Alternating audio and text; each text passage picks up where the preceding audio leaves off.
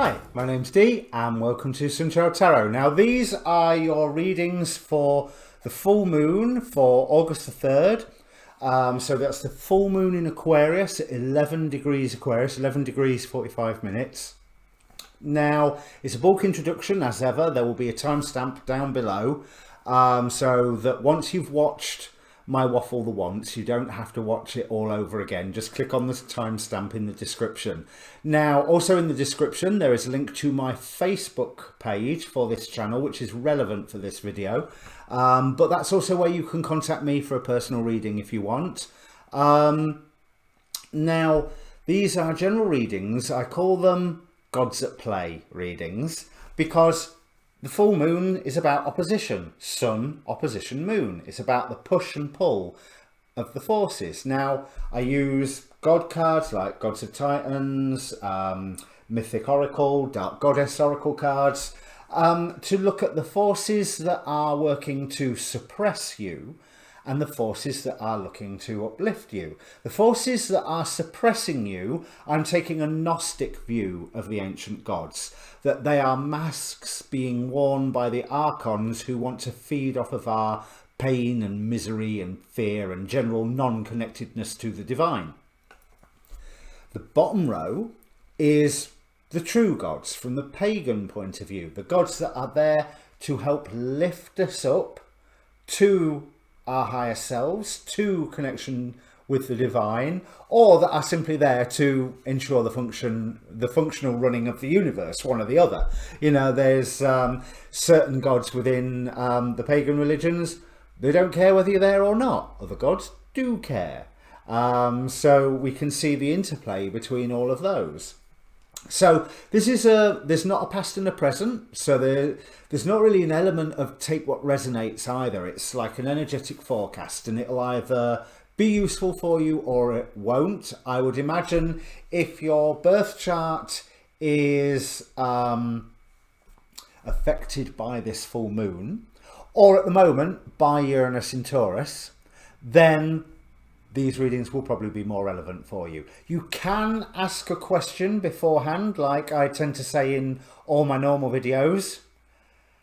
I make no promises as to whether the answer to your question will even be touched upon, because it's not really that sort of spread. But hey, give it a go. Give me some feedback if you ask a question you get an answer, because that'll be interesting to know. Now, as I said, I'm not going to spend a lot of time, says me, discussing about the full moon or the astrology of the full moon per se, because there's plenty of astrologers on YouTube who are doing it better than me. I would particularly recommend, as ever, Anastasia Cosmic Astrologer. I recommend Rick Levine, the Astrology Hub, Rick, R-I-K, Leo King. You know, Namaste Today. I've not watched it yet today. It's Sunday and it's out. And as I'm actually discussing this, I have done 7 of the readings so far. I've got as far as Libra. The rest I'm going to actually have to do tomorrow on the day of the full moon. So if you're Scorpio onwards in the zodiac, sorry, you'll have to wait till tomorrow. But one thing that did get my attention about this full moon is that it is square Uranus in Taurus, and a square creates a difficulty that can be overcome through creativity, through the application of creative energies, whatever that means. And I think that has shown in the 7 readings that I've done so far, as this time they seem quite personal. I mean, maybe you could take it on a societal level, but this time they seem very, very personal situations. Something that they all feel a lot closer to home rather than any commentary on what local governments might be doing or local police forces. You know, as my full moons a couple of months ago, was it even last month? It must be a couple of months ago now, seemed to pick up on a lot of the protests that had not yet started when I did the readings. But don't worry, you are still rebelling. You are still resisting, but you seem to be rebelling and resisting things that are a lot closer to home. But that rebelling and resisting does seem to be a theme with the readings this month. And also, no, it's gone out of my head what I was about to say. So where were we? Rebelling and resisting. That square to Uranus, there's repeated themes that are coming up for everybody. There's the Archons pretending to be Poseidon or Uranus have come again and again and again. And opening doorways to transformation of your own life, transformation of where you believe that you're heading. That's coming out as well. Now, if I haven't said it already, you want to watch your sun and your moon, obviously, and your rising sign, because in ancient astrology, the rising sign is the most important, hence the timestamp. Now, I'm just going to have a look at the, excuse me, the symbols of this degree. As I said, 11 degrees Aquarius, so written down in like inside degrees as Aquarius 12, because 11 something is the 12th degree. And the Chandra symbol is, or inside degree symbol, is a heated argument turns into laughter. Now what it talks about is tension and release, contraction and expansion, the breath of the mind resolving its dualities. Now Rick Levine on I think it was on Astrology Hub was saying that the whole job description of Uranus is to instantly resolve irreconcilable opposites, and try saying that after a couple of whiskey. So this really sits with the theme. Now it says, in order to make it possible for radical truths and significant realizations to come through, you must first karmically dramatize, inside the ego mind and outside as well, the unbearable tension between opposing points of view. You enter upon disputes, advocate positions, set up heroes and villains. And then when your whole inner and outer world is packed with dilemmas, problems, arguments and battles, you become ready to seek out synthesis, to enter upon a cycle of restoring wholeness. During your experimental years, spice means everything. But during your maturity, there is no further mileage to be had in turning anything against anything else. Getting it that you made it all up in the first place, and that the rational mind delights in controversy but has its limits. When resolution comes, everything looks different. All of life turns around, and most particularly your relation to yourself changes from the critic into the friend and respectful ally of your own inward intentions. Yes, I didn't read this before I did those first 7 readings, but that makes a lot of sense with what I've seen all the way up to Libra. And now I love the Omega symbol is a man struck by lightning is miraculously unharmed.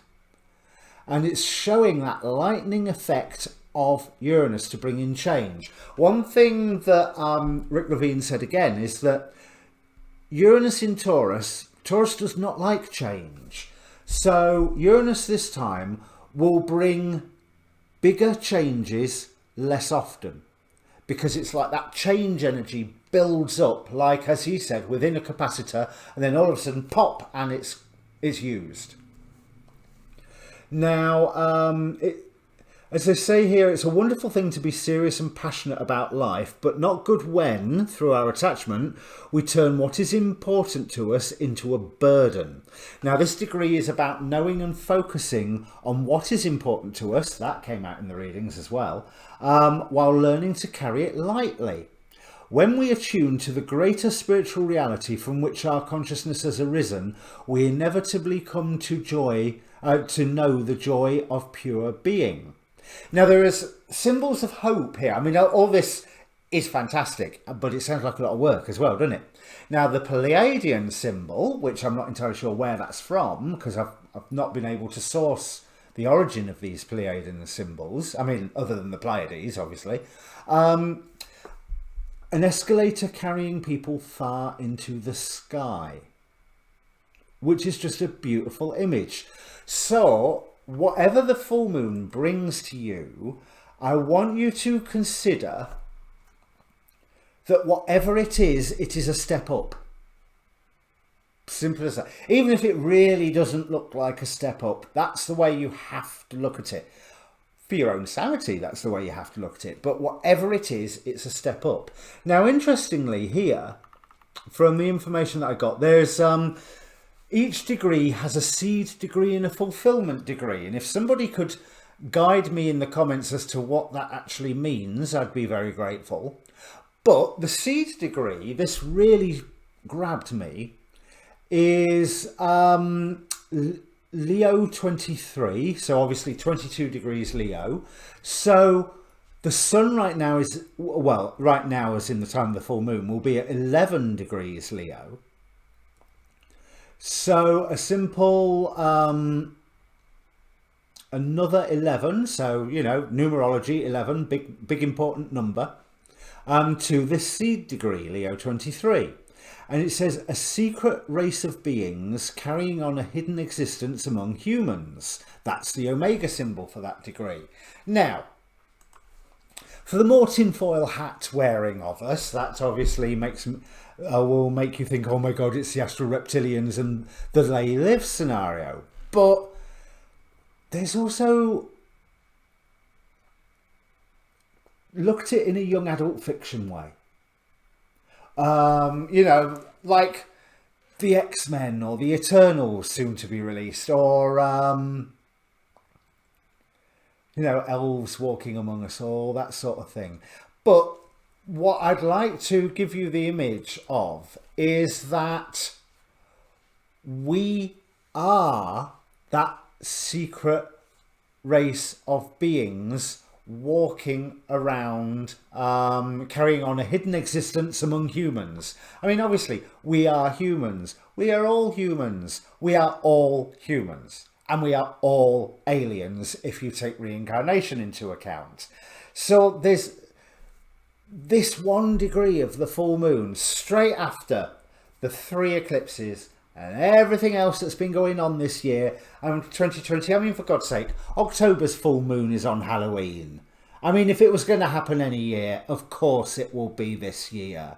But there is a wonderful sense of activation, both in the degree symbols, even that seed degree of 11 degrees Aquarius being Leo 22 degrees Leo, there's that wonderful sense of activation, especially if you think about that escalator thing as well.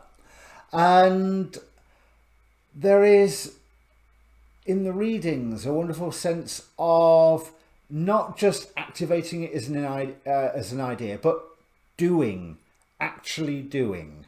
Right. And there's me saying I wouldn't waffle about the astrology, but I don't think I have. I've stuck to the symbols. So, timestamp down below for the next one that you watch. Remember, sun, moon and rising. Birth chart link down below as well. If you don't know what your moon and rising are, they're always a good idea to have a look at. Comment. It is always good to receive the feedback. And thank you so much for everyone who has subscribed or liked the videos so far. The likes do help, the subscriptions help even more, and hey, you want to see what I'm going to do, so subscriptions, notifications bell, and come and join us on the Facebook page, link down below. Right, time to get on with your reading. And welcome Pisces rising and Pisces moon after the timestamp if you've just joined us. Right, Pisces. Now, I just want to draw your attention first to the gods that are on your side here. This is beautiful because the message will sound a bit weird, but this is beautiful. You have Odin with guidance, Zeus with divine expansion, both heads of their pantheons, both sky fathers. We have Kali with destruction, the one being who is, well, not solely, but is responsible for the ending of things to birth new things. She is the Tower card incarnate to a great extent, but in a very positive fashion. She is destruction, but she is one of, if I remember correctly, a trinity of gods that run and manage the universe. We have Oya with power, which speaks for itself. And then we have Zeus's brother, Poseidon, interestingly, with avarice. But there's also a difference here, because this avarice, I'm drawn to his waters. Obviously, it's Poseidon. He's an ocean god. But I'm drawn to the waters of emotion, but also I'm drawn to the thought of the force of change, waters of change. Water will wear down anything. Now, so we've got the emotion here opposing feelings. So feelings are things that you can pick up. Feelings are things that can be implanted in you by people's statements, comments. Now, the gods that are opposing you, or more to the point, the masks that the archons are wearing as they are trying to keep you from your higher self, keep you from your divine nature, keep you from your godhood. We have, here's where it gets interesting, because you've got avarice on your side here, and against you, you have altruism, Prometheus. We have Rhea with protection. We have Hell with concealment, Shilanagig with gateways, and, as I said, the water nymphs. And also, look at the difference between the water on the water nymph card. Let's see if I can make this a little bit bigger on the camera. There we go. Look at the water on the... I'm waving with my mouse there. You can't see that. Look at the water on the Poseidon card. It's stormy. It's turbulent. It's powerful. And yet the water nymphs are just trying to pull someone into a nice, still little pond. You know, they're communicating with whoever it is, but I can't escape the feeling that they're wanting to drag him under any moment. And nymphs are normally really positive influence. There's only a few like fictions where water nymphs are actually quite scary creatures.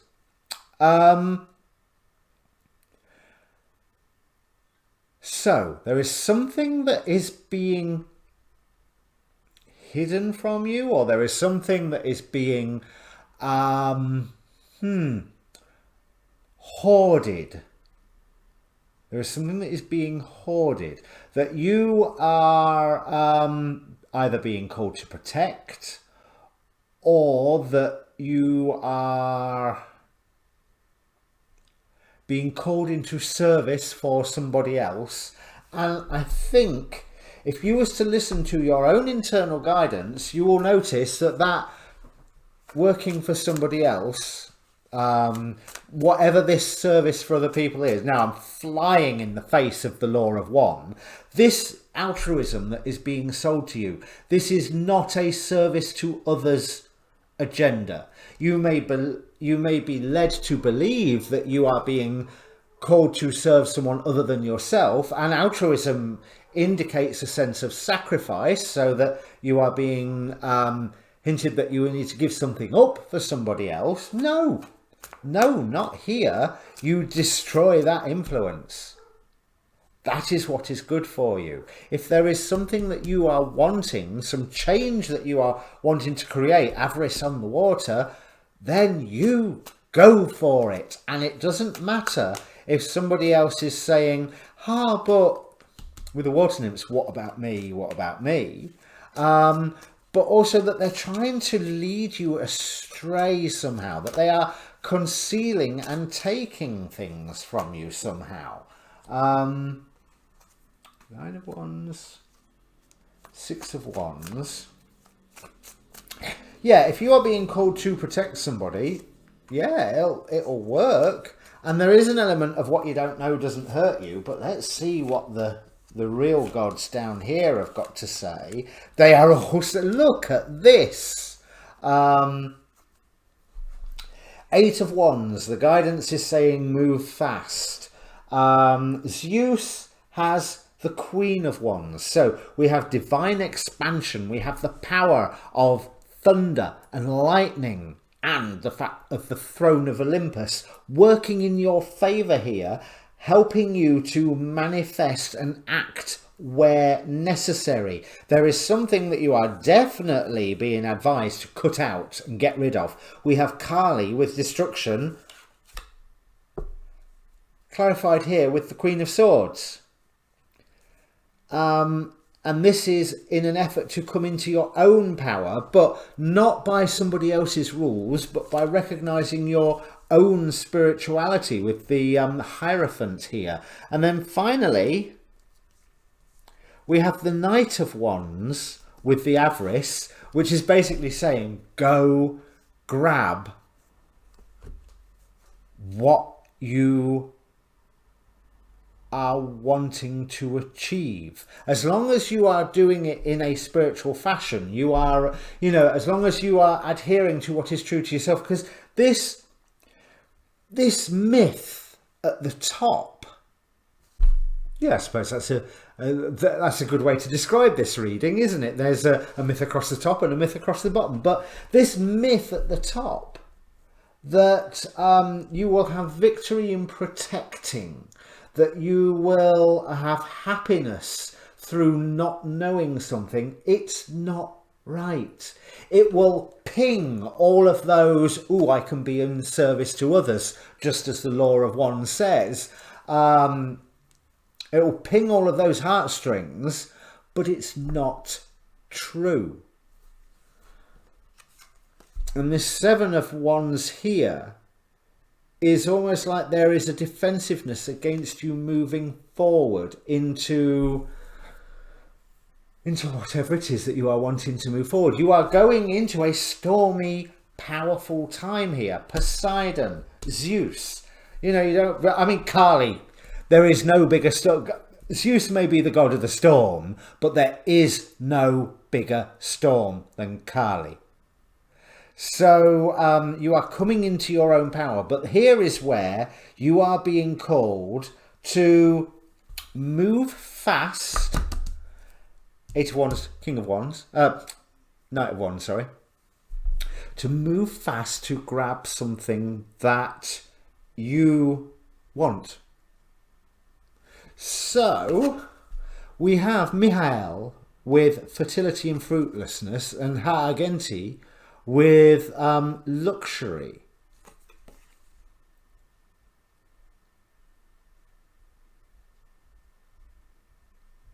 Now, since the luxury is on the bottom of the card, I'm rather feeling that to get towards that stage of fertility and fruitfulness, you are going to end up doing something where you feel just a tad selfish because you are not doing what somebody else is telling you to do, what they are saying it is your role to protect this, it is your role to defend this, you have the ability to do this, you should make the sacrifice. And I almost feel from this that, I'm sorry Pisces, but no, not this time. I mean, you're very good at sacrificing, but not this time, no. It's not the right time. This is a myth that you are being led to believe, that this sense of happiness that you can get from it, yeah, there is a happiness you can get from it, somebody else's happiness, not yours. Use the power of, as I say, Queen, Major Arcana, Knight, Skyfather, the force of destruction, full stop, the force of destruction. Oya teaching you how to use this power, and the waves of Poseidon crashing onwards, showing you to go and get what it is that you want this month. Now, it doesn't tell you what that is or what field of life that's in for you. So this could be work, this could be personal. Bear in mind, these Gods at Play readings are always really dramatic. That's their nature. but go grab what you want this time and don't let anybody stop you. Okay, so if this means anything to you, Pisces, comment down below. I always try and respond to the comments quite as fast as I can, as fast as I become aware of them. In the meantime, your next readings to come out, which will be by the end of the week, will be your Chinese zodiac. So when they're out, see you soon. Cheers.